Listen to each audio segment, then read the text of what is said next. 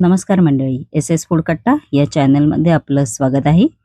पीठ आंबवण्याची अजिबात गरज नाही, असे झटपट ऑनियन उत्तप्पा आणि चीज उत्तप्पा आज आपण पाहणार आहोत. त्याचबरोबर खाण्यासाठी चटणीसुद्धा.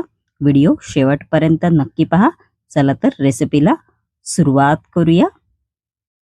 इकडे मी 1 कप तांदूळ घेतलेला आहे. तो 2 तासासाठी फक्त मी भिजत ठेवला होता. त्यानंतर उडदाची डाळ घेतलेली आहे अर्धा कप, ती सुद्धा मी 2 तासासाठी भिजशी ठेवलेली. आपण आता हे दोन्ही पदार्थ आहेत ते मिक्सरला बारीक असे वाटून घ्यायचे आहेत. सर्वप्रथम आपण जो तांदूळ भिजतसा ठेवलेला तो आधी मिक्सरला वाटून घ्यायचा आहे. याच्यामध्ये थोडंसं 2 चमचे पाणी घालायचं आहे. बघू शकता असं वाटून घ्यायचं आहे. आपण आता हे एका बाउलमध्ये काढून घेणार आहोत. असं मी काढून घेतलेला आहे, बघू शकता तुम्ही. त्यानंतर उडदाची डाळ आहे, ती सुद्धा आपण आता मिक्सरला वाटून घेणार आहोत. इकडे सुद्धा थोडंसंच पाण्याचा वापर करायचा आहे. बघू शकता आपली उडदाची डाळ वाटून झालेली आहे. ती सुद्धा आपण आता या बाउलमध्येच घालायची आहे, बघू शकता तुम्ही.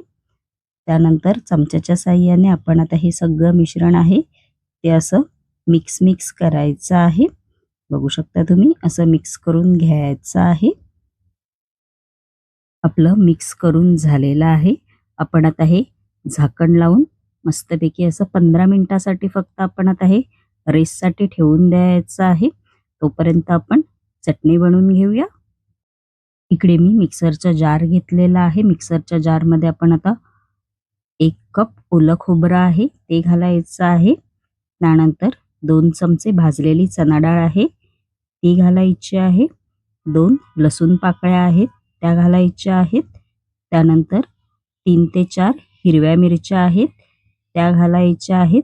तुम्ही तुमच्या अंदाजे हिरवी मिरची घाला, जसं तुम्हाला तिखट पाहिजे तसं. त्यानंतर चवीनुसार मीठ आहे ते घालायचं आहे. कोथिंबीर घालायची आहे, बघू शकता तुम्ही.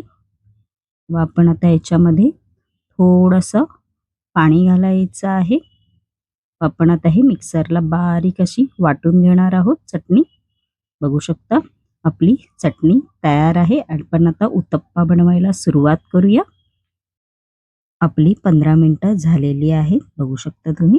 फक्त 15 मिनिटच या पिठाला रेस्ट द्यायची आहे व असं परत असं मिक्स करून घ्यायचं आहे, बघू शकता तुम्ही. आपण आता या पिठामध्ये चवीनुसार मीठ आहे ते घालायचं आहे. तुम्ही तुमच्या अंदाजे मीठ घाला. त्यानंतर थोडंसं असं पाणी घालायचं आहे.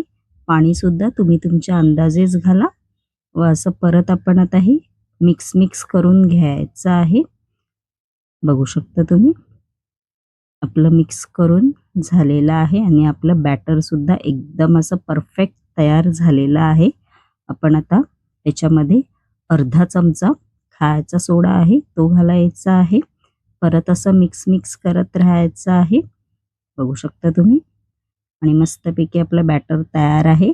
आपण आता मस्तपैकी असे उत्तप्पे बनवायला सुरुवात करायची आहे. इकडे मी 2 प्रकारचे उत्तप्पे तुम्हाला दाखवणार आहे. व्हिडिओ शेवटपर्यंत नक्की पहा.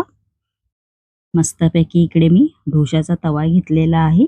सर्वप्रथम डोशाचा तवा मस्तपैकी असा कडकडीत गरम करायचा आहे.